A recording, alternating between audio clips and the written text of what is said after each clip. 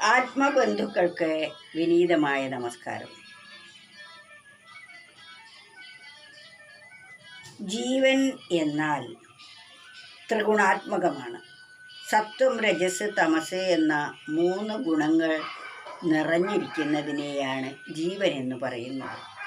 ഈ ത്രിഗുണങ്ങൾ മാറിക്കഴിഞ്ഞാൽ പിന്നെ ജീവൻ എന്ന വ്യവഹാരമേ ഇല്ല. പിന്നെ അത് ഈശ്വരനായി മാറുന്നു. ത്രിഗുണങ്ങൾ, സത്വ, രജസ്, തമോ ഗുണങ്ങളാകുന്ന ത്രിഗുണങ്ങളും അവയുടെ സ്വഭാവങ്ങളും ഓരോ മനുഷ്യനിലും മാറി മാറി വരുന്നു. അതിനാൽ ഗുണാതീതമായ ശക്തിവിശേഷമാണ് നമ്മയൊക്കെ ഭരിക്കുന്നത്.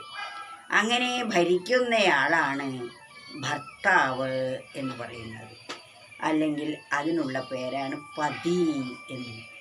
പതി അല്ലെങ്കിൽ ഭർത്താവ് നമ്മെ നിയന്ത്രിക്കുകയും നയിക്കുകയും ഭരിക്കുകയും ചെയ്യുന്ന ശക്തിവിശേഷം ഏതോ അതാണ് പതി അല്ലെങ്കിൽ ഭർത്താവ് എന്ന് പറയുന്നത്. ജീവൻ ത്രിഗുണാത്മകമായതുകൊണ്ട് അത് സ്ത്രീ എന്ന് പറയപ്പെടുന്നു. എല്ലാ ജീവന്മാരും സ്ത്രീയാണ്. പുരുഷൻ ആ പരമാത്മാവ് മാത്രമാണ്.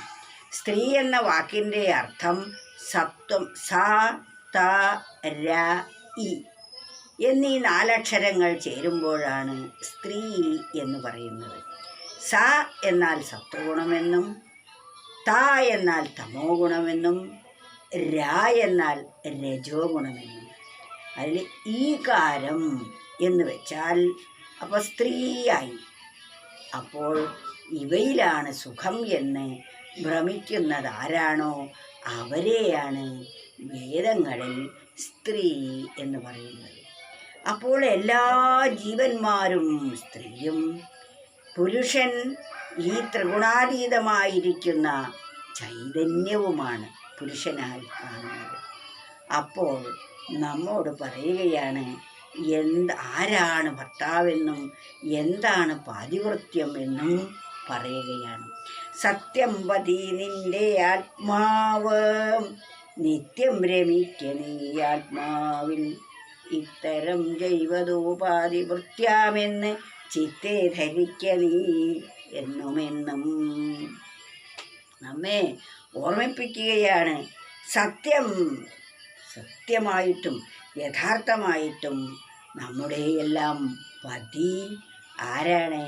ആ പരമാത്മാവാണ്. സത്യം പതി നിന്റെ ആത്മാവ്. ആ സത്യമായിരിക്കുന്ന ആ പരമാത്മാവാണ് നമ്മുടെ എല്ലാവരുടെയും പതിയായിരിക്കുന്നത്. അങ്ങനെയുള്ള ആ പതിയോടാണ് നാം എപ്പോഴും ചേർന്നിരിക്കേണ്ടത്. നിത്യം രമിക്ക നീ ആത്മാവിൽ. നിത്യവും ആ പരമാത്മാവിനെ തന്നെ സ്മരിച്ചു കൊണ്ടിരിക്കൂ, ആ പരമാത്മാവുമായി ഏകീകരിച്ചു കൊണ്ടിരിക്കൂ എന്നാണ്. നിത്യം രമിക്ക നീ ആത്മാവിൽ, ഇത്തരം ജൈവത് പാതിവൃത്യാമെന്ന്. ഇതാണ് പാതിവൃത്യം. ഇപ്രകാരം ചെയ്യുന്നതാണ് പാതിവൃത്യം എന്ന് പറയുന്നത്. ഇത്തരം ജൈവത് പാതിവൃത്യാമെന്ന് ചിത്തെ ധരിക്ക നീ എന്നും ഈ പരമാർത്ഥം നമ്മൾ ധരിച്ചു വച്ചിരിക്കണം. പാതിവൃത്യം എന്നാൽ ആ പരമാത്മാവുമായി എപ്പോഴും ഏകീകരിച്ചിരിക്കുന്നതാണ്. പരമാത്മാവാണിവിടെ ഭർത്താവായിരിക്കുന്നത്. ഈ പ്രപഞ്ചത്തെ മുഴുവൻ നയിക്കുന്ന വ്യക്തി, ഈ ശരീരത്തെ നയിക്കുന്ന ശക്തിവിശേഷം അതാണ് പതിയായിരിക്കുന്നത്. ആ പതിയോട് ചേർന്നിരിക്കുന്നതാണ് പാതിവൃത്യം എന്ന് നാം മനസ്സിലാക്കി അന്തര്യാമിയായിരിക്കുന്ന ആ പരമേശ്വരനെ നിത്യവും നാം സ്മരിക്കുക.